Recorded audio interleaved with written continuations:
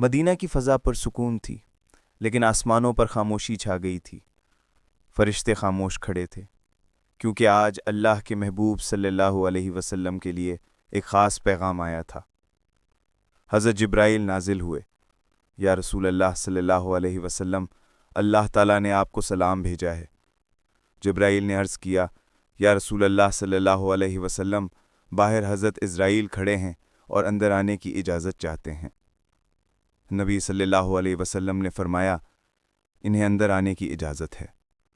حضرت اسرائیل اندر آئے، سلام عرض کیا اور کہا، جب سے یہ دنیا بنی ہے میں نے آج تک کسی کو سلام نہیں کیا، آپ پہلے ہیں جنہیں میں سلام کر رہا ہوں۔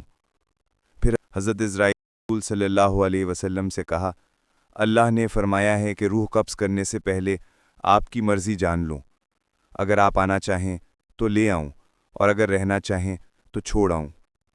یہ بات کہہ کر حضرت اسرائیل نے فرمایا، آج تک کسی کو یہ فیصلہ کرنے کی اجازت نہیں ملی، یہ صرف آپ کے لیے ہے۔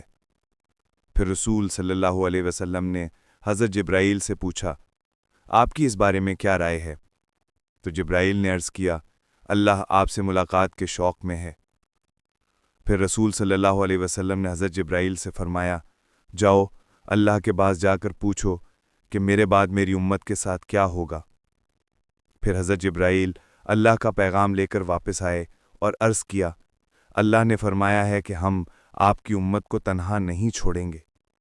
ایک لمحے کو رک کر سوچو، ہمارے نبی صلی اللہ علیہ وسلم ہم سے کتنی محبت کرتے تھے، ہم گناہ گاروں سے، خطا کاروں سے اتنی محبت، اور ہم نے کیا کیا؟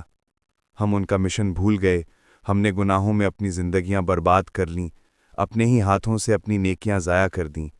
ہم اتنے مصروف ہو گئے کہ آج اللہ کی بارگاہ میں حاضر ہونے کے لیے ہمارے پاس وقت نہیں۔ ہماری زندگیوں میں ہر چیز کے لیے وقت ہے، بس نماز کے لیے نہیں۔